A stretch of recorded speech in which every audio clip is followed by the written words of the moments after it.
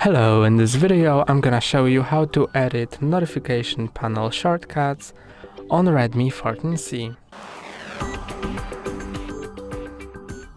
To edit the shortcuts, swipe from the top part of your screen, then swipe down again, and here are all of the shortcuts you have. They are on different pages, as you can see, and when you go to the last page and click on edit, then you can edit them, and these on the top on the lighter background are the ones that are currently added to your shortcuts menu, and below on the slightly darker background are not added ones. So you can, for example, hold and drag to a place you want to place it in, and then it will add it to the shortcuts menu.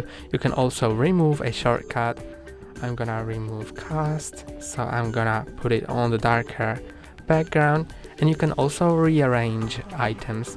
For example, put the wallet here, and then when you click on done, it's edited. You can see that the wallet is here and that NFC is added here.